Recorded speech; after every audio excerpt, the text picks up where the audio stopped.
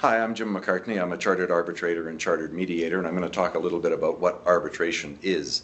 And I think the easiest way to understand arbitration is to simply call it a private court. What it is the parties choose an arbitrator or a number of arbitrators who will be their decision maker to resolve their dispute. If they can't agree on who that might be, they can choose a process by which the arbitrator will be chosen.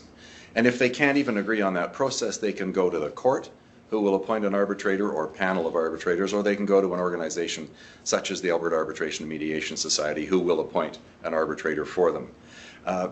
The arbitrator, of course, has to be neutral and impartial. Beauty of private court or arbitration is that it is private. There are no public filings, there are no public hearings, and there is no public decision at the end of it. It's simply a dispute resolution mechanism between the parties where someone makes a decision for them, and that outcome is binding but always private. In addition to privacy, there are a number of other advantages to arbitration. One, as I've already mentioned, is you can choose your arbitrator. So you can choose an arbitrator with some subject matter expertise. If this is a construction matter, you might choose an arbitrator who has some construction background knowledge, and so on. You can choose as a party, or indeed influence, if you can't actually choose it, the process that you're going to follow, because after all, there is another party to the dispute and they would have input as well. But you can work with the arbitrator on what that process might be. It might include its inspections of property, or the calling of expert witnesses, or even the retention of an expert witness by the arbitrator to help him or her understand what's being talked about. You could have examinations for discovery just like you would in a formal court proceeding, but again, they're private. You can decide where the hearing is going to be. It usually is in somebody's boardroom. So it's much less formal a setup than a courtroom, and makes parties more comfortable and whatnot as they go along. The result is you get a decision from the arbitrator or arbitrators, and that decision is binding. That's final, and it can be filed as an order of the court and enforced just like an order of a court. Usually you get that decision much more quickly than you do from a judge. So there's a real speed advantage.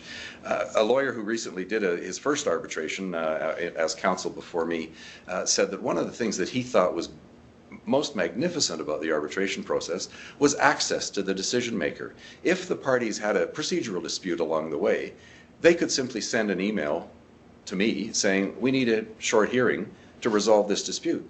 We'd organize a conference call a week later, and that part of the dispute would be done. If you were doing that in the court process, it might take you 2, 3, 4 weeks to get that done with formal filings of paper and so on.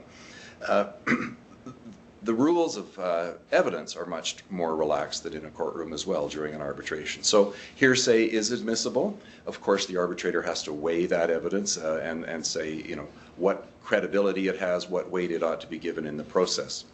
In terms of deciding the process, there are some model rules available. The ADR Institute of Canada has model rules that anybody can use and adopt. And indeed, they include an expedited process that shortens the whole time frame so that parties can get from decision to arbitrate to arbitration decision much more quickly than otherwise, and certainly much more quickly than a court proceeding.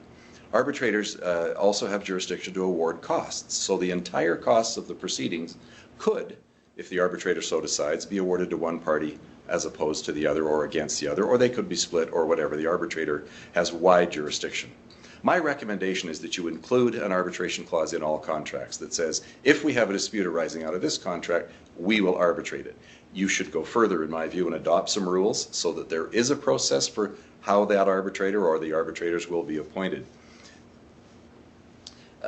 There's a range of options for where you could use arbitration. In small disputes, you'd want to have a very quick and dirty process where you appoint an arbitrator, you talk to them, say, this is our problem, arbitrator makes a decision. There can be much greater disputes with high money value or long-term implications where you would have a much more formal process. You might have examinations for discovery. You would have a formal document disclosure process and a lengthy hearing. And of course, the evidence would be under oath, as it would in all cases. Arbitration has no jurisdiction, or arbitrators have no jurisdiction in divorce matters, custody, maintenance, criminal matters, or in wills and estates matters. Those are reserved exclusively for the court. So I would suggest putting an arbitration clause in when you're looking for an arbitrator, look for a chartered arbitrator because they've met minimum standards set by the ADR Institute of Canada and they have insurance.